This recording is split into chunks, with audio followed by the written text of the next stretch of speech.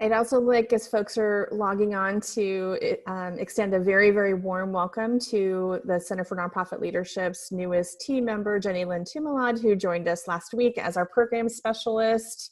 I'm hoping that all of you will have an opportunity to meet this extraordinary new colleague and that you'll let her know how we can support your important work.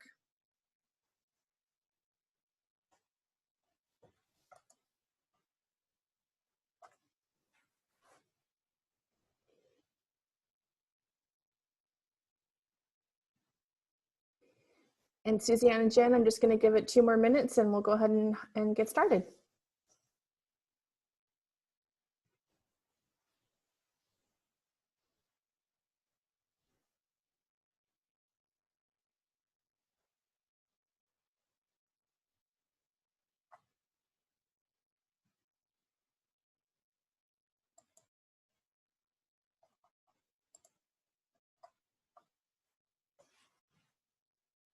As you're getting settled, please feel free to introduce yourself and your organization's affiliation in the chat box.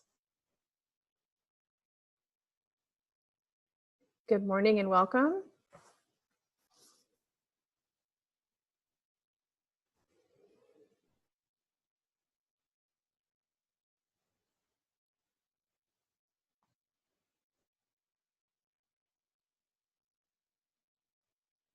Okay, Rosie, I'm going to go ahead and get started. Good morning, everyone. I'm Dina Jensen. I'm the director of the Center for Nonprofit Leadership at California Lutheran University.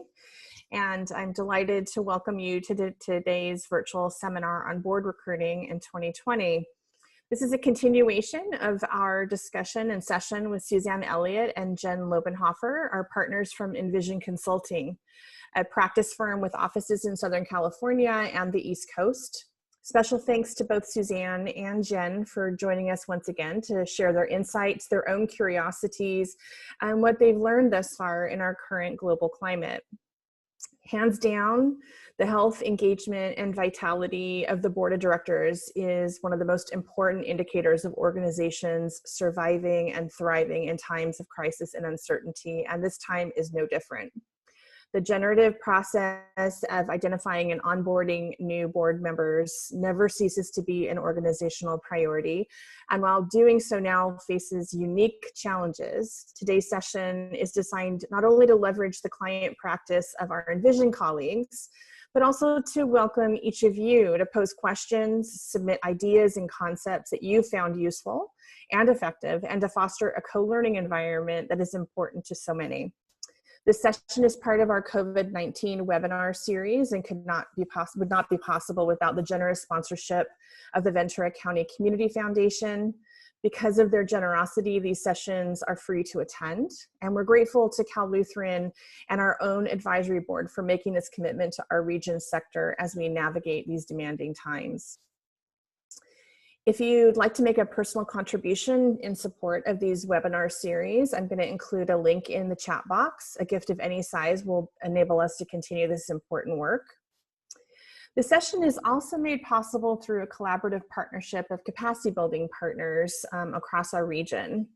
We are beyond grateful to our partners from the Nonprofit Resource Network in Santa Barbara, the Ventura County Community Foundation, the Santa Barbara Foundation, the Fund for Santa Barbara, the Association of Fundraising Professionals, Santa Barbara and Ventura County's chapter, Just Communities, Leading from Within, and Envision Consulting, who's providing Zoom hosting services in support of today's learning community. Special thanks again to Suzanne, Jen, and Rosie for this important partnership. A couple of final housekeeping items before I hand it over to Suzanne and Jen. This session will be recorded and the recording will be sent out to everyone who is registered for today's event. It usually takes a little bit of time for it to be processed, so please be patient, but we will be sending that and sharing that beyond those who were able to join us live today. We kindly invite you to pose your questions in the Q&A feature. That's different than the chat box. We kindly ask you to hold or anticipate that your questions will be answered towards the end of today's webinar. If you have any difficulties with Zoom, the platform, can't hear, can't see, that's where we would invite you to go ahead and pose a question in the chat box. I'll go ahead and add those links that I mentioned. I'll encourage you to the extent possible to network with one another. And thank you so much, ladies, for joining us today. I'm going to turn it over to you.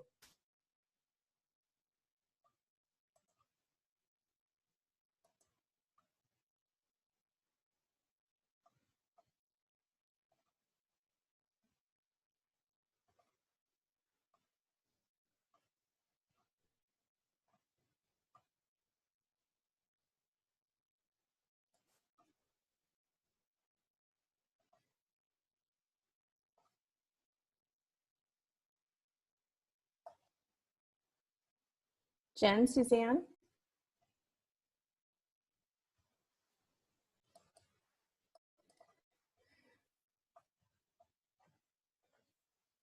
Thank you for your patience. We're gonna work this out. Just give us a second.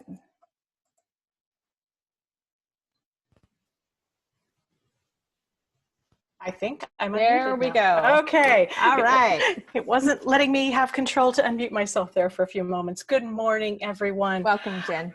Thank you, Dina. Thank you for that very kind introduction. Good morning to everybody. Thank you all so much for being with us. I'm grateful to see so many of you with us this morning to talk about this important topic. Very grateful to Dina and Jenny Lynn and the Center for Nonprofit Leadership for giving us this opportunity to partner again, one of our very favorite partnerships. And thanks to the entire network of regional capacity builders that are co-convening this series of webinars.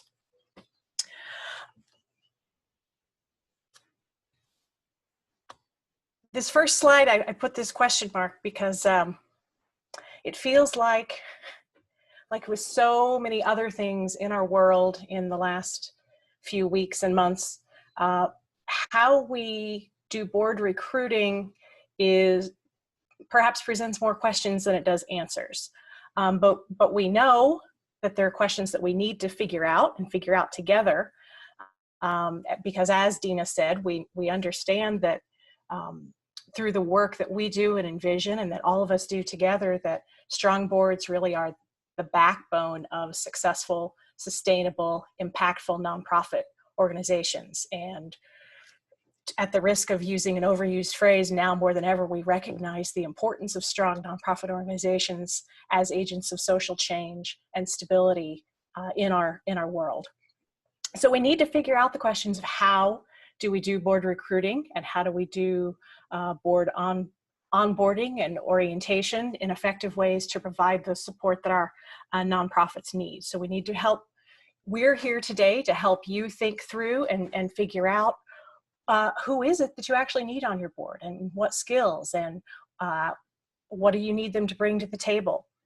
How do you find those folks in an era of social distancing and a lot of turmoil and upheaval that we're all experiencing? How do you actually recruit them once you know who they are and get them to engage and commit to the expectations and the specific needs of the organization? And how do you make sure that they're oriented and brought on in a way that and integrated fully so that they stay and commit to the organization fully and actually work with you toward success in achieving your mission?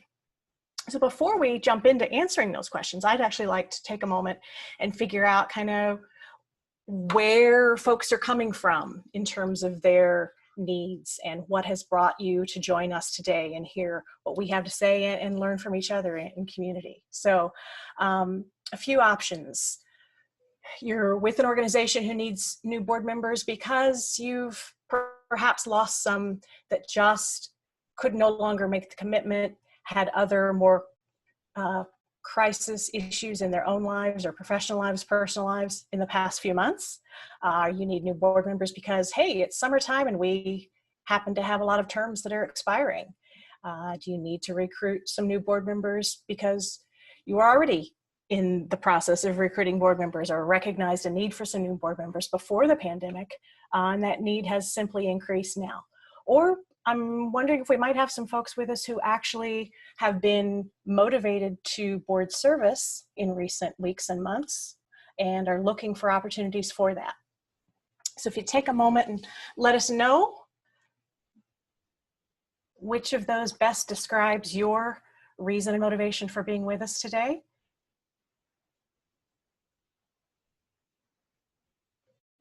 I'll give it just another minute or so.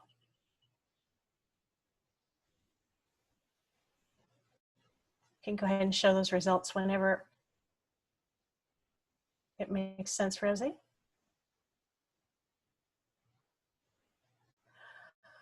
Okay, so the largest group is, hey, we already needed board members and we need them even more now.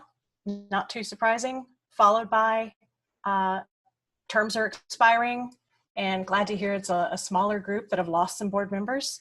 And then a handful of folks looking to join a board. So I'm sure everybody else on the call is going to be scrolling through the chat to try to find those folks.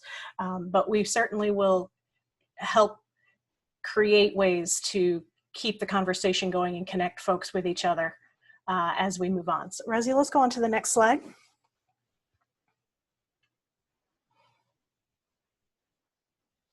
So we'd like to take a moment, take a step back, provide some context for helping to frame the ways we want to have conversations around the questions of and the components of board recruitment and onboarding.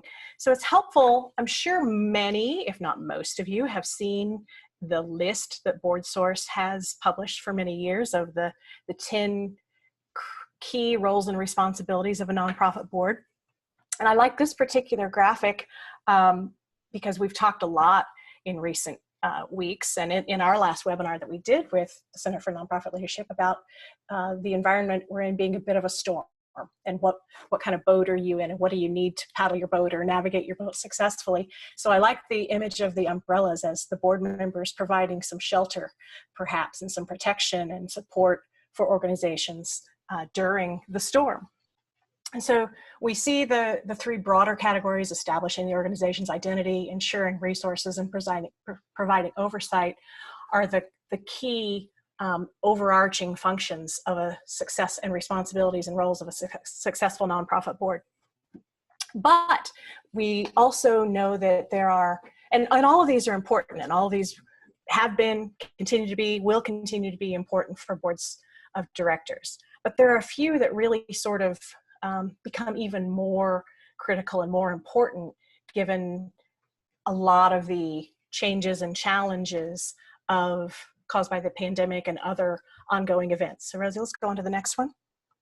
So I'd just like to call out and highlight a few of these roles that we think should be in the back of your mind, part of the conversation as you're defining what does our board need to look like moving forward. And this helps frame and provide context for defining who you want to bring onto your board, what your expectations for them are in terms of the way they're going to engage. So determining the organization's mission and purpose. At this point, or sometime in the next few weeks and months, it's going to be important for organizations to just do a check. Are our vision and mission still clear? Are they still relevant given the changes we may have seen in demands for services or in revenue models? Ensuring effective organizational planning. I think we all know that if you have a strategic plan, there may be some pretty significant needs for adjustment and updates to it, and that's the board's responsibility. So folks who can engage in that kind of strategic thinking. Determining and monitoring programs. A lot of our nonprofit partners have had to pause some programs or pivoted the ways in which they do service delivery for programs, or increased and expanded other programs. So what's the right program mix? How are changes we've made working? How sustainable are previous programs, current programs, new programs? Managing resources effectively and ensuring adequate resources. We need board members who are going to be able to dig in and understand changes that may have occurred to revenue models and how long those changes may last, what the long-term impacts may be, and what are the future scenarios for the organization's viability. And it's easy to forget that sometimes that it is the board's responsibility to perpetuate and govern itself. So it's actually the board responsibility to identify and recruit and evaluate new members and also evaluate its own performance. So that's something to frame the discussion and the conversation around moving forward with a board recruitment process as well. Next slide, Rosie.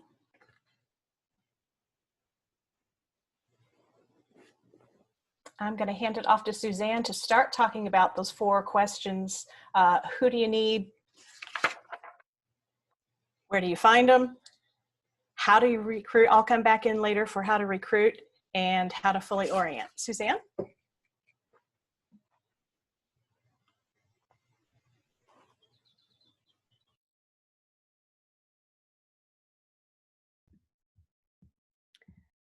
Let's see, can you hear me? Okay, good.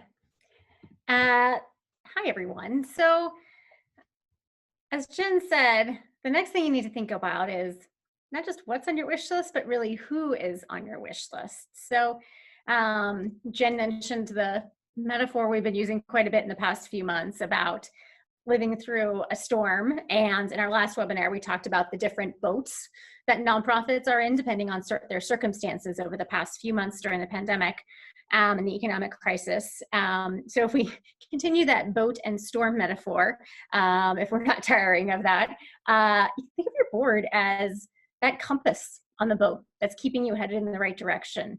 It's in some cases the oars that you need to keep paddling forward to get through the storm. So needless to say, as I think we all are aware, the boards are incredibly important always for nonprofits.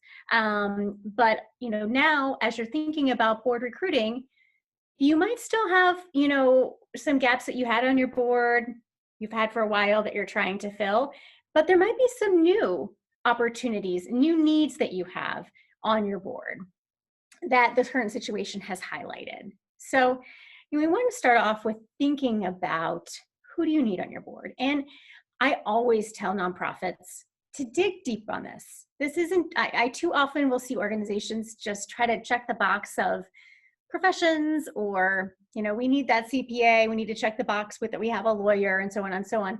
And those are certainly you have professional skills that you want to have on your board that are very helpful, and expertise that's very helpful.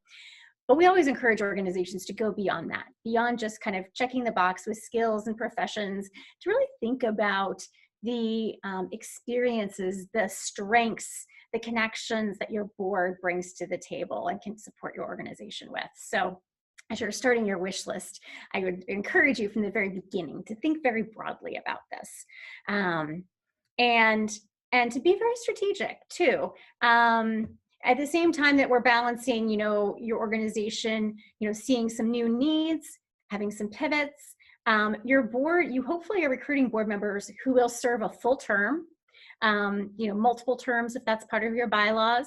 You don't want people who join and then, leave quickly. And so you want to think not just about short term what you need, but, longer term, in terms of a full service for a board member, who do you want to have? And maybe if you identify some more shorter term needs that are very, specific to when stay-at-home orders were in place or other things, that might be someone who you need on a committee or serve in some other capacity and, pro bono service or so on, but maybe not a board member. So keep thinking long-term about who you need on your board. And then we have some questions, discussion questions for you to think about as you are kind of putting together that wish list for board recruiting.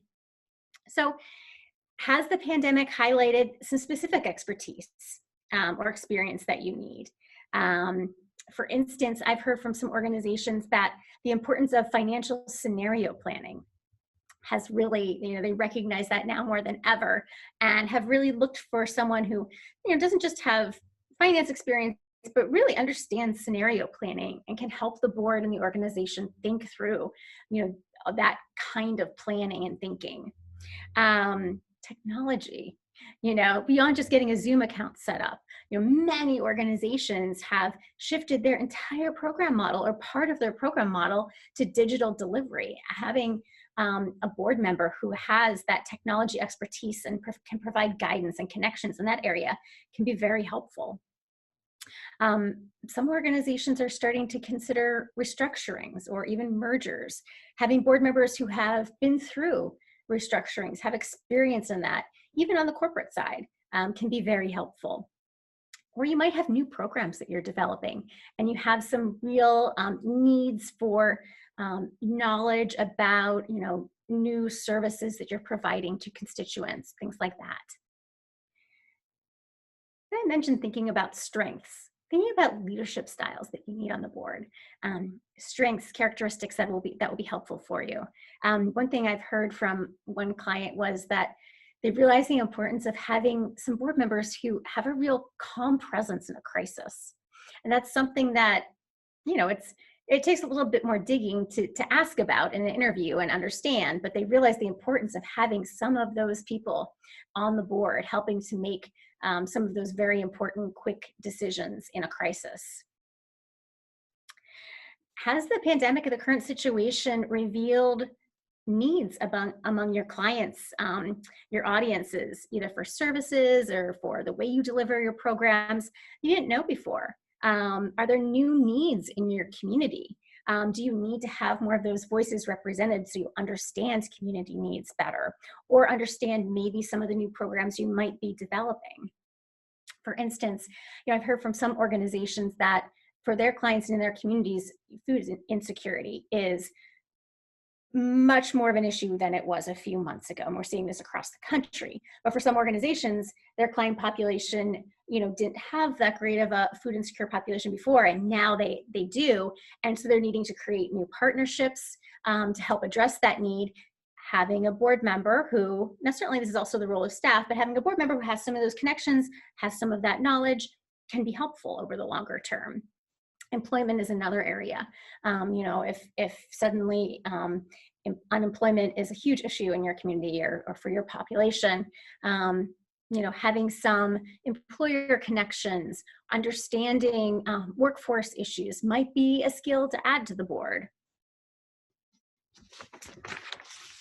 And you also want to think about, I mentioned having representative voices from your client population on your board. That's something that many nonprofits have been thinking about and taking action on in recent years, and thinking about how to do that in the best way. That might be something, if you haven't already dove into it, this might be the time to make sure you're listening to the voices and the needs of the community you're serving.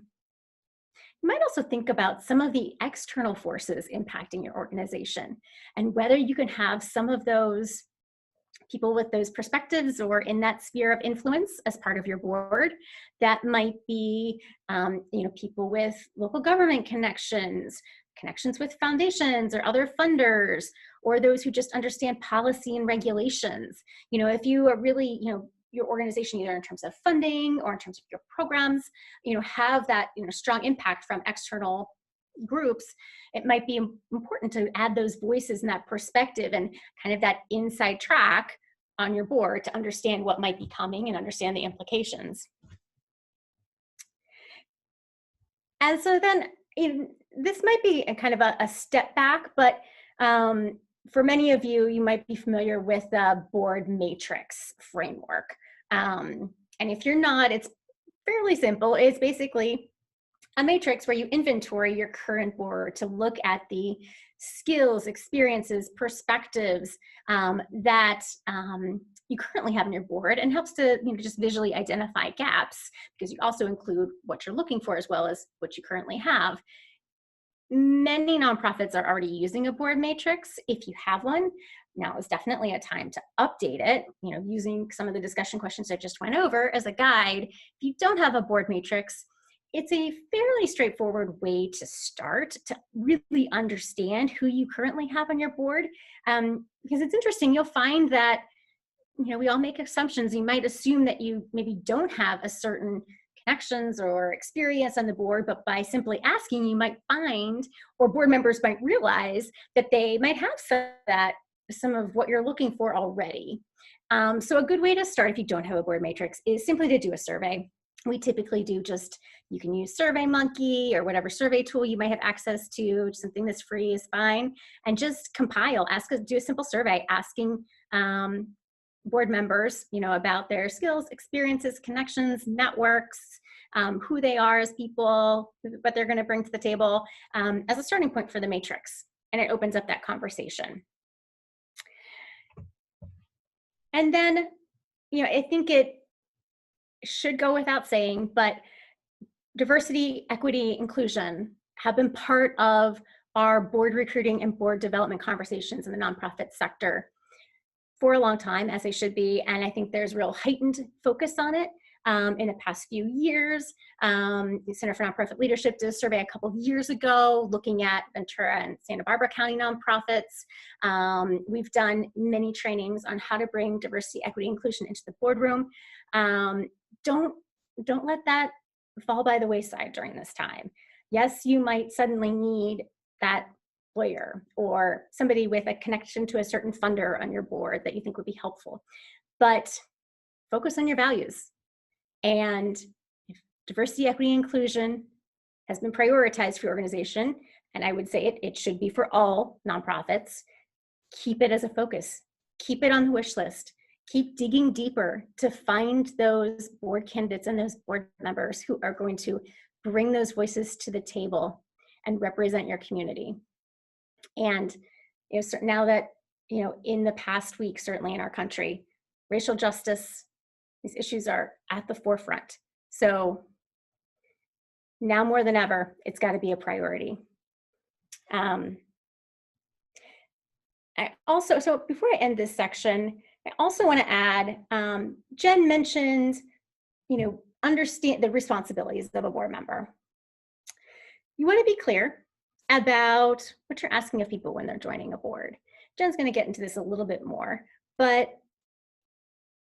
as we're thinking through our wish list, keep in the back of your mind, you want to be communicating this as well to the people that you're recruiting or you're inviting to learn about your organization as potential board members. So they understand, we appreciate your experience with financial scenario planning or whatever it might be. And we hope that you're going to bring that expertise to our organization. You want to be kind of put it on the table, some of the reasons why they might be an attractive board candidate for you. So I say that just as kind of a final thought as you are thinking about wish lists and recruiting priorities and being strategic about your board recruiting. So Rosie, you can go on to the next slide here.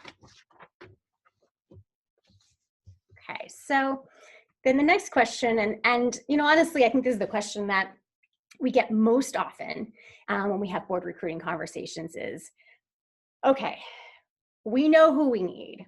We really have thought hard about it. We have thought broadly about who we need on our board, who our organization needs. We just can't find them.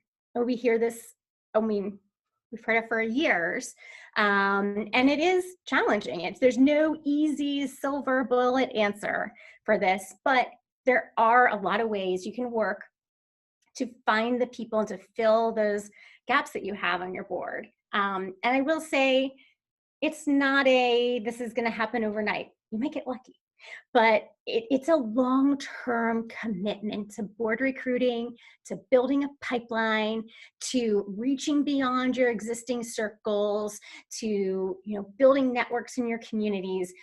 All of those ways that you are strengthening the organization are ways that you're going to find wonderful board members. So starting out, it's a team sport. It's true. This certainly cannot be done by the executive director alone, but it also can't be done by the board chair alone. If you don't already have a governance committee or a board development committee, we think that's very important. I would encourage you to add that as a standing committee in your organization. If you can't go so far as to add a standing committee, start out with a task force or a working group and kind of work towards having it as a standing committee. And then you want to make sure that the board members who are part of that committee not only represent the organization, but represent the communities you serve. You want to have an inclusive committee as you're looking for kind of broad, inclusive involvement and participation on the board. So we say to start out with your existing networks and your existing pipeline, which is probably a given for everyone. But my challenge here is don't just go to your major donors. Don't just go to, the immediate circles of your current board members. That's what we've always been doing. That's kind of the typical way of finding new board members. I challenge you to think about your networks, your pipeline a little bit further. Connect the dots a little bit down the line for your organization. For instance, if you have a corporate sponsor, a corporate partner that you can speak with about rising leaders they have, or senior people in their company who might be a good fit or have been involved in some way. Maybe they've attended your gala in the past, have had some connection to your organization. See if start a conversation with them about joining the board, and not solely because they are part of that corporate sponsor, but because they might bring skills and experience. And it's a good way of finding talent and people who want to be involved in the community. So looking at corporate partners is one way. When you look at your donor base, don't just go for the biggest donors, your major donors. I mean, certainly they are one way of looking for potential board members, but look at your consistent donors. Look at those who have given maybe kind of mid-level, but consistently for years. They're committed to your organization, and they might really be able to bring something unique to the table, to the board. Look at your volunteers. I think sometimes the volunteer base is overlooked as a potential source of board members. You might have volunteers who are retirees, who have a little bit more time, might be able to join a board. Lots of ways of kind of digging into that volunteer base for lots of different reasons. You might look at other organizations and their boards, and I'm not saying to poach other board members from other nonprofits, but asking for introductions. And this is actually a strategy kind of across the board. When you're approaching people or networks who you think could be a source of good board members for you, you don't want to only have a conversation about are you specifically interested in joining our board, but who do you know who might be a good fit for us? And there's actually, there's a strategy called a blue ribbon committee that some of you might have heard of that we've used in the past that can be really successful, where you put together a group of people who all kind of have connections to those wish list board members. You're not inviting them, asking them specifically to join your board. You're asking them to make introductions for you. That can be a really rich way of getting kind of past your existing circles to new potential board members, but really still being strategic about who you need. And then there's the second, third degree connections, the friends of friends of friends, which can come through asking who do you know of this kind of blue ribbon committee type group. Can also be through your existing board, just really thinking, I find LinkedIn is a great tool for this. If you have LinkedIn, looking at LinkedIn and looking at the connections of your connections and doing some searches to see who who might know someone who can make an introduction for you. And then also looking at even alumni. So board members who have maybe termed off other nonprofit boards in your community, or are alumni of your board who might be able to make some recommendations for you. So those are all ways of kind of tapping your existing network and pipeline and connections to get to some new people. Technology, kind of that fish where the fish are idea. I mentioned LinkedIn. I found LinkedIn to be a very robust way of breaking out of our current circles, finding some new people as potential board members, and just making some connections and networking. as Dina mentioned, part of what Envision does is executive search. So we're very comfortable using LinkedIn as recruiters. Many of you have probably heard from us. But using, and it's, you know, I'm sure all of you hear from recruiters on LinkedIn about job opportunities. It is not as common to hear from nonprofits or board members about potential interest in joining a nonprofit board. And I will say, when I've used that and I've done some searches and found people who seem like they could be a fit based on their profile for a nonprofit that I know is recruiting for board members, and I do outreach, cold outreach, I often get responses, and I've had a lot of success, actually. Not 100%, not everybody you reach out to is going to join your board, but people are generally pretty intrigued and flattered that you would approach them about a nonprofit, and willing to have a conversation. And you'd be surprised. You can often find people who you would not have otherwise met, you know, in your typical circles or in your typical outreach. So I'd encourage you to think about LinkedIn and use your board to look at their own LinkedIn connections and see who you might be able to reach out to. It takes some time. Again, it takes some patience, but it is definitely a tool that can be used. You can actually put board postings on LinkedIn. You have to pay for them. They're not free anymore. And I don't have as much luck, I will say, with those, with getting people just on their own applying through LinkedIn. But like that outreach where you actually send a message to someone, I have had success with. And then when we're thinking about, you know, you want to go to where there's other leaders. Where are there people who care about your community, have leadership skills, want to give back, just kind of have a lot of the traits you're looking for? And some ideas are local chambers of commerce, great way of looking for potential board members. Young professionals groups of companies or emerging leaders groups can be another great way of finding, you know, maybe some younger board members. Leadership organizations in your community. So we know there's many of these. Southern California Leadership Network is one.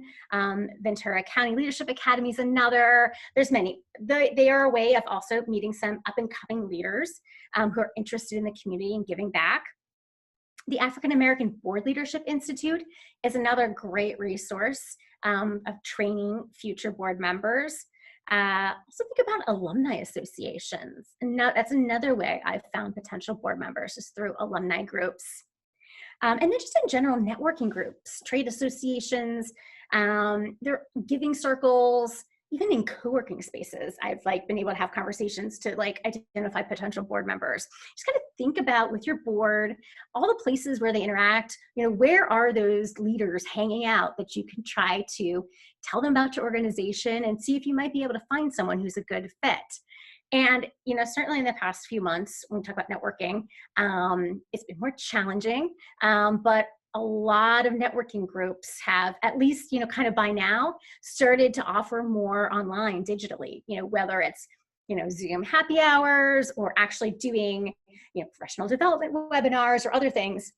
And, I think there's a lot of opportunity there, and a lot of people who we're hearing from who aren't currently serving on a board, but are interested, are really feeling compelled to give back, find they might have some extra time now that they didn't have before, or are prioritizing making time where they maybe didn't before. And, looking at how to connect with them through these different groups, different leadership groups, networking circles, now is a great time to kind of strike while the iron's hot. And there's a lot that you can do digitally to do that outreach, whether it's through LinkedIn or it's through kind of digital networking in other ways. And then finally, Lean on Cupid is our bullet point there. Some of you might be familiar. Envision has a program called Cause Cupid. It's our way of giving back to the community. We've been doing this for years.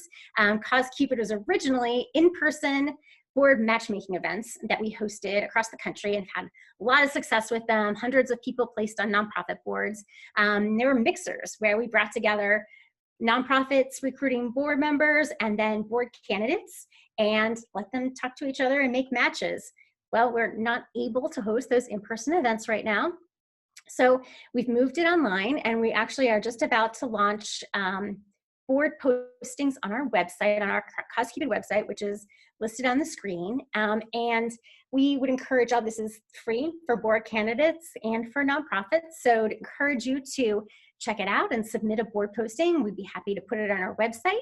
And then when we receive candidates who are interested in your organization, we'll pass them along to you. And my disclaimer here is that it's your responsibility to vet them. We're not vetting anyone for you. So you have to obviously interview these people, do your own checks, but we're serving as hopefully the matchmaker as we were with our Cause Cupid in-person events. So that's something exciting that we're able to offer, and we're launching actually today on our website.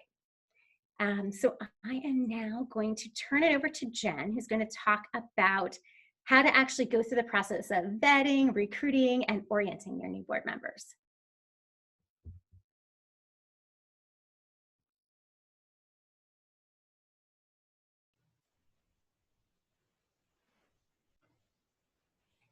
Okay. Hi again. So once you've figured out who it is you want, who it is you need, what you need them to bring to the table, we want to talk about how you actually go about bringing them on board. So vetting matters. It's awfully easy when you feel like we just need to get some warm bodies around the table, or the virtual board table, as the case may be. We just really need some help. We really need some support to say, okay, we found the person who matches this description. Boom, let's go. Let's charge full speed ahead. But vetting really matters to make sure that those folks really are a fit for the organization. So a couple steps here. One, Suzanne mentioned the importance of having a governance committee, a board development committee, maybe just a nominating task force, subcommittee. Make sure that everybody on that committee has had a chance to review and evaluate folks who have been nominated, who are candidates, by using LinkedIn again.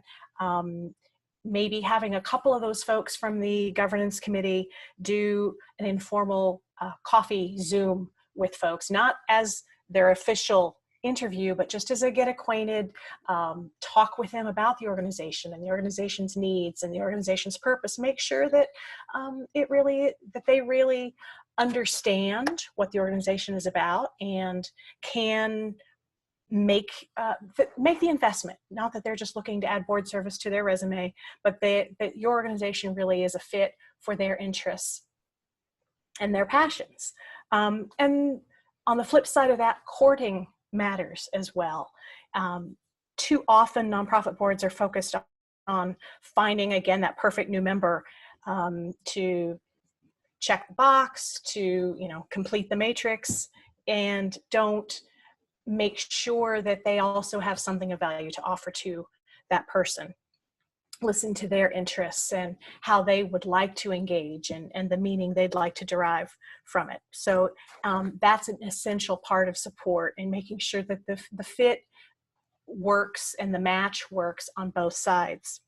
And communicating expectations. This is something Suzanne referenced about having a board agreement. I mean, being a member of a board is a job that comes with very clear a position description, just like a job. So at this point, it's really important to have an interview. I know we can't do the face-to-face, direct eye contact, firm handshake kind of thing that we're used to in terms of vetting and having interviews, but it's important to have a formal interview, just like for a job, in which the board agreement is presented to the board candidate.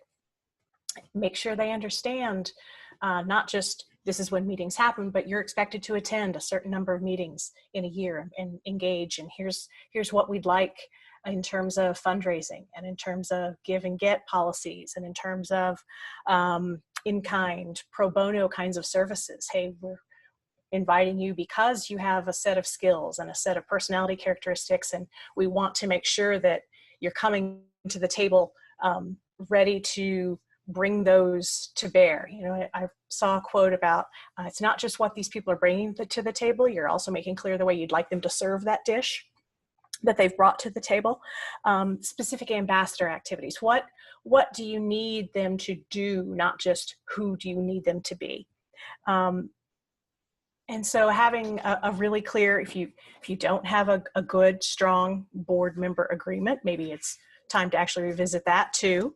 And perhaps separately have some conversations with existing board members who might not be meeting their commitments, but being sure that folks have a really clear understanding of what they're getting themselves into and the commitment that they're making. And a clear understanding of programs. This is another one that's a little bit perhaps more challenging.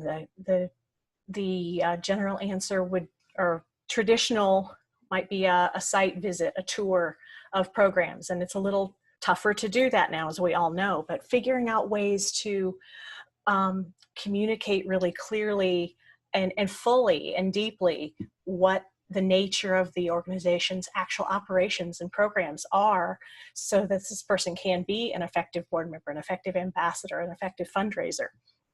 Hopefully you've been doing a fair amount of communicating with your donors and with your community and support base, and lots of photos and lots of videos over the course of the last few months anyway, and putting together sort of a package of those targeted at recruiting a new board member, a set of board members might be useful. I'm thinking one of the things that's been happening in my house lately is virtual college tours. I have a high school junior, and we've definitely seen the good, the bad, and the ugly of the virtual tours, but there are ways that can be really effective in putting together a combination online information Q&A session with some video, with some presentation, that are ways you can sort of put your best foot forward to help prospective board candidates have an understanding of the way the organization works and what you're doing.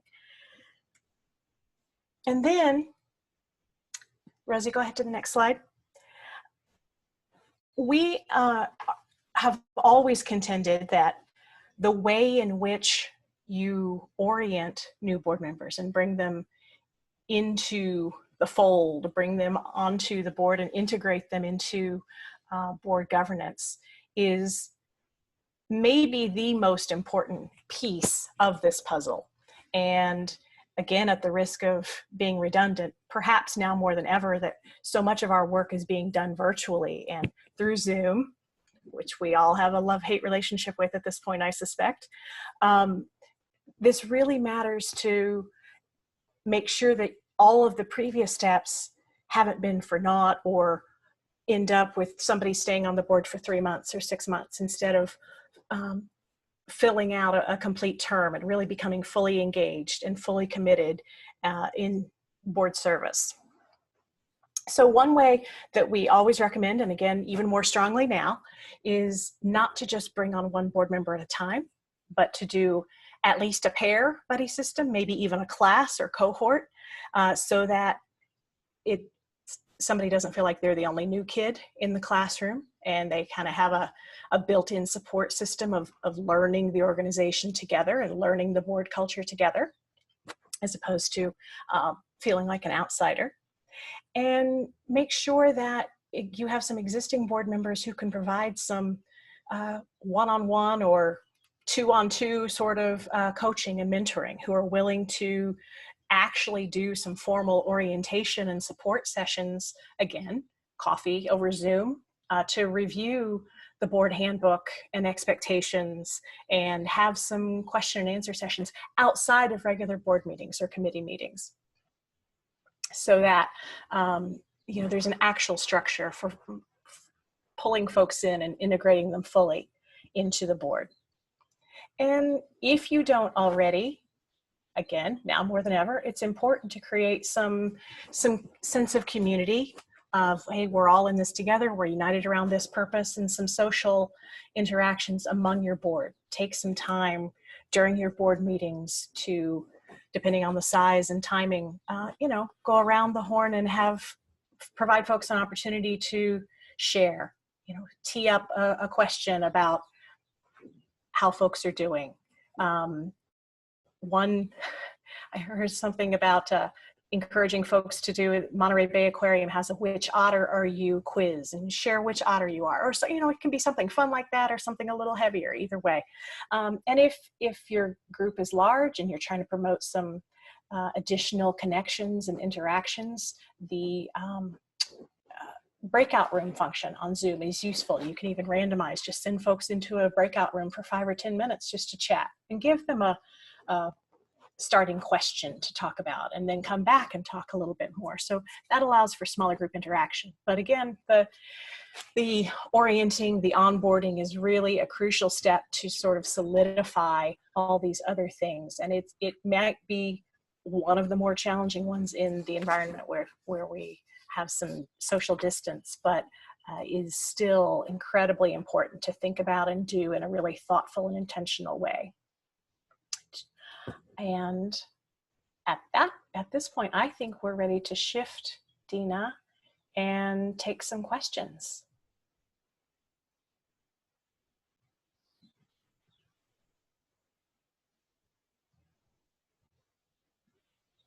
All right, I'm trying to unmute. There we go. Okay, so Nikki asked a question about recommended board matrices. Does Envision have a sample that we can maybe include in the post-event correspondence as a jumping off point? Yes, we can do that. Okay. Rosie, I think we need Suzanne unmuted. There we go. And then Michael asked a question about, it's a date before getting married question. So do you advocate for getting prospective board members involved in an advisory role or a volunteer role before inviting them to join the board? Can you kind of talk about that piece? You know, I actually have, I mean, I think the traditional answer is yes, you need to have them, you know, volunteer, advisory, kind of like dip their toe in the water. You want to kind of have a get to know you time before they join a board. And that certainly can work. But I have to say, I have also seen plenty of situations where people have been recruited for a board and it's just a match. The passion matches up with the skills, the need of the board, and there's a commitment there, and they dive right in. Now, people who are completely new to your organization joining the board are obviously going to have a steeper learning curve. And I think you need to then plan for that during the orientation. And maybe it's spending a little bit more time with the program staff to understand the programs, or, other things that need to happen so they have the full perspective on the organization, can be a good board member. But I don't see it as a must do. Like, if you meet a great potential board member and you have an open spot in your board and it seems like a good fit, and you've kind of gone through the process, I don't think you have to put them on like a committee first. I think that you can dive right in if it's a good match. Thanks, Suzanne. A very brave Martin posted in both the chat and the Q&A his interest in joining a board. So he will be very busy for quite some time with 90 people on the call. So good luck, Martin. Mary has a question about drilling down in LinkedIn, finding candidates in Ventura County when most of our profiles are lumped into, I think it's called Los Angeles region. So any thoughts in your executive search work or in your board matchmaking work on how to find people who are actually locally grounded? There's not a perfect answer, unfortunately, Mary.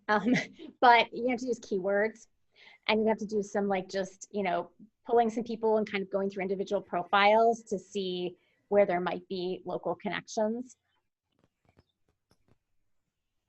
Jen, anything you'd like to add there? Well, I think that kind of goes back to Suzanne referencing Look for Chambers of Commerce and local leadership academy type leadership groups, young professionals groups that probably have their own LinkedIn pages. And so you can see who their members are. Would be one of, not just LinkedIn, but sometimes Facebook. I happen to be a member of the Ventura County Leadership Academy, and I know they have an active social media presence. And so that's one of the kinds of ways you could come at it a little bit differently and narrow your geographic scope that way. Fantastic, thank you. Michael from Kidstream just put a suggestion or another example. It looks like more of an icebreaker for the board. He reflected that asking the question of what is your rose, something you're excited about now, your thorn, something that's bothering you, and your bud something you're looking forward to, and said that the board really enjoyed that exercise. So I'm going to encourage everyone to go ahead and make suggestions in the chat box of things that are working that you've tried. Lynn has a question about if you're reaching out to alumni or younger board members, how likely are they to be able to meet the financial commitments of a give or get? I'll jump in on this one because I've had this conversation a lot with organizations, especially over the past couple of years. And I think there's a few different ways you can handle it. Some organizations I've worked with have set a give-get that is attainable, maybe slightly lower than the capacity of some of their board members to give, and frame it as a minimum, but an expectation that there's a significant and meaningful gift and effort at fundraising and around that. And then work individually with board members to come up with a plan, a giving plan, a give-get plan that meets their capacity and potential. So one way of doing it is to set that official give-get level slightly lower, and then work with individuals. And also, the other piece of that is to really commit to training for the board members. So you want to make sure that if you're holding everybody accountable for that give-get, that you're giving them the tools and the resources to be good at fundraising. It's, for many board members, it's a new skill, something they haven't done before. And help them, even young emerging leaders, have the potential to fundraise small amounts through networks, through crowdfunding, through peer-to-peer, lots of different ways. So I think if you take it that way, if you have like that standard give-get level, you've got to do some individual planning with board members, and you've got to commit to training and support for board members. I've also seen it handled where there are different types of board membership specified in the bylaws, where there could be we call different terms, but a junior board membership, or a young professional membership, or something, community membership, where the give-get is lower, and then a leadership membership or some other type of board membership where the give-get is higher. If everyone's clear which they fall into, it's another way of approaching it. I would say I lean towards the idea of having standard expectations across the board, holding everybody accountable, but also giving everyone the tools and support to be able to meet those expectations. But there are some different ways of handling it. Terrific. I have another question, a follow-up question from Nikki, asking about what are the different elements of a board packet or orientation that you recommend. I know we've got a couple of table of contents that we can share with the group, but any sort of broad overview of what the orientation manual should include? Jen, do you want to jump in on that one? I always ask Dina. Okay. Well, I'll try to do it from memory, but we'll also include it in the resources that we'll do post-event. Usually includes any kind of history or background about the organization, obviously your mission, vision, values, contact rosters, any kind of profiles of your existing board, making it really easy for people to connect with each other outside of going through staff. Including transparent financials about the realities of the financial circumstances, program overview so that folks have enough information to serve as advocates. We also include on an annual basis conflict of interest documents, confidentiality agreements, and revisit those on an annual basis. But again, I can pull a couple of samples and include them in the post-event. So I have another question here. We got no minutes left, but I'm going to see if we can get through these last three. If you're undergoing organizational transformation, what are the most important things to articulate for potential board members? It's a great question.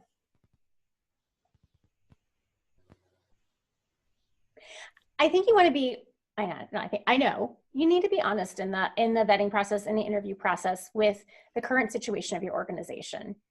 If you think about job interviews you've gone on, maybe some of us have this experience of interviewing for a job and you think it's one thing and you get there and you find out it's something different. And you don't want your board members to feel that way, especially because your board members are going to have oversight. So, obviously, if it's, if there's, confidential, there's like a deal in progress or something, you have to, be careful about confidentiality. You certainly can use NDAs, if you're far along in the process in terms of board recruiting to, show some information, make sure you're clear about what the organization situation is. You can also use NDAs when you're showing financials that might not be public yet. But potential board members need to know what they're going to be legally responsible for and a fiduciary of, and also what are some, if there are big decisions looming for an organization, they're going to want to know before they make that commitment. So if you guys are open to a few more minutes, I'm just going to say thank you to everyone. I know that time is very precious right now, a very precious resource. So folks are likely going to have to start to sign off. But if you guys are willing to go through a few more questions, we've got about 6 left. Just give me a thumbs up if we can keep working on it a little bit. Yes, if I can just throw in, since I think we might start to lose people, I just want to put in another plug for our Cause Cupid link. We'll include it when we send out the recording and the slides. But I would encourage all nonprofits, if you're recruiting, it's free. Put a posting up on our website. And I think we have a lot of board candidates actually on the call today.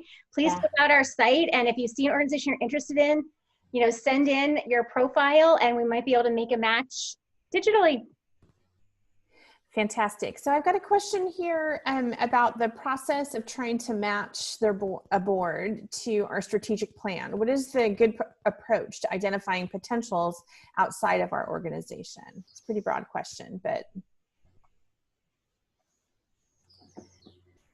So in terms of the question about the strategic plan, I think you really need to look at I would have hoped that during the strategic planning process, there'd been some conversation about who you need on your board to support that plan. But if that conversation didn't happen, it's not too late.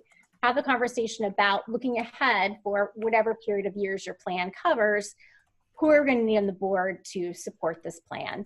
And certainly put that into your wish list matrix, whatever, and do think ahead. Look at the board terms that you have, look at the, your strategic plan timeline and think ahead to what perspectives are going to be important. The question about going outside your organization, like I said earlier, it is challenging. I think it probably is one of the most challenging parts about board recruiting. It's a long-term commitment. It's not going to necessarily happen overnight, although you might get lucky on LinkedIn. I'll say that again. But it's about building relationships in your community and networks, reaching out to friends of friends, getting introductions, meeting people who might become board members or might just become supporters in different ways, or just, learn about your organization and spread the word. But you've got to be open, critical to finding potential board members in all different pockets and all different places. So it's a long-term commitment, but it does pay off. I've got a question here. I don't know that we'll be able to dive into it too much deeply. What advice do you have for recruiting diverse board members across local versus larger regions? I know you mentioned a few of the existing networking groups, but any other ideas about tapping into diverse board candidates? Jen, do you want to take that one? Yeah, I'm trying to find that question because I wanted to see how it was phrased again. Across local versus larger regions. And I'm going to assume that means that the person is looking for folks who are local and having a hard time finding folks who are local. I think this might be a place where, in addition to LinkedIn and the local networking groups that we've talked about, looking at organizations that specifically serve diverse communities, whether it's organizations like MyCop in Ventura County or Cause, and connecting with them, with some of their long-term volunteers or some of their former board members might be a useful place to start, as we talked about sort of the alumni of other organizations. Dina, you have anything else, or Suzanne? Yeah, I was actually gonna just offer Bethany. I have got a few ideas. I'm gonna go ahead and put my email address in the chat box. There's a couple of upcoming opportunities that I think might be helpful in this area. So I'll just encourage you to reach out to me. Because I do think that it's a deeper conversation than what we'll probably be able to do in the time that we have.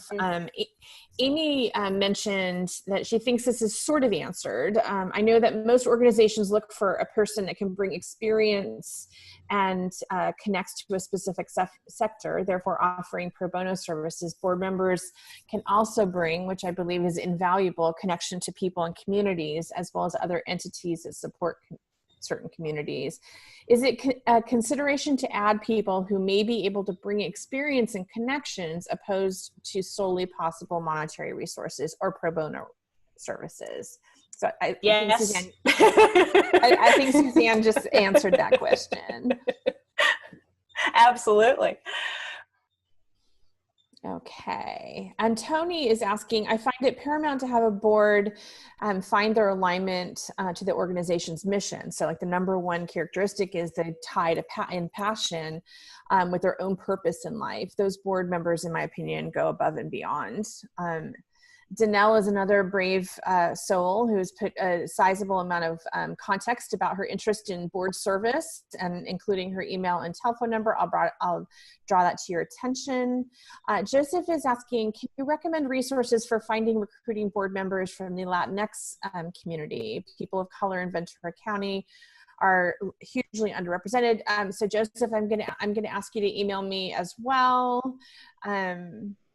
Let's see, Len is suggesting Samato add a well-networked person to your advisory board and solicit their assistance. So a little bit less formal blue ribbon.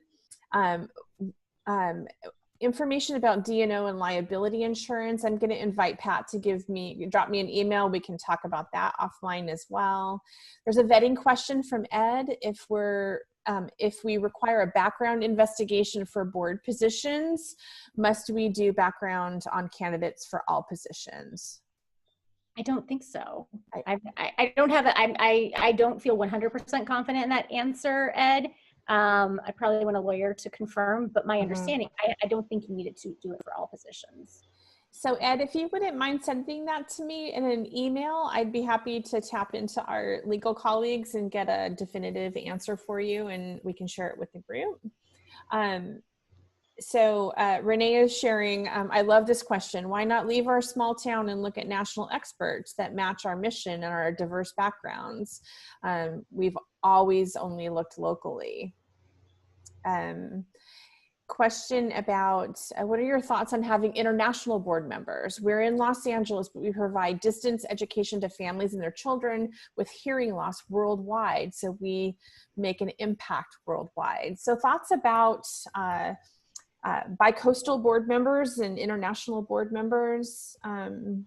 Why not? I mean, if we advocate, that diversity crosses a broad range of considerations, right? One of which is geographic diversity. And if you're serving those regions, then why not? Absolutely. How to recruit board members when they perceive your organization in a very narrow perspective? We might need to ask Linda to go a little deeper on that one, but any initial thoughts about that? Well, I think you can use the recruiting process as kind of that education opportunity about, you might know us as X, but we're actually X and Y and Z, whatever the case might be, to kind of broaden their perspective. And it also, and you can do it kind of one-on-one during board recruiting conversations, but it sounds like it also might be kind of an overall awareness, visibility question for the organization that would need to be tackled longer term to help with that. So ladies, I think we got it through all the questions. I'm gonna just say thank you so much. And to everyone who remains on the call, please feel free to post any additional resource questions in the chat box, and Jenny Lynn and I will go through that with Rosie. A big debt of gratitude to our colleagues and partners from Envision Consulting for today's session. Really important to continue to build and strengthen our board, even in these somewhat demanding and unprecedented times. So ladies, thank you so much for your time this morning and for always being such a terrific partner, not just to the Center for Nonprofit Leadership, but to nonprofit organizations in our community. Big debt of gratitude. Thank you. It's going to take a little bit of time for the recording to be processed. We'll be sure to send out the post-event correspondence in a day or two, and we look forward to seeing everyone at upcoming webinars. We do have a session tomorrow about strategic partnerships from cooperation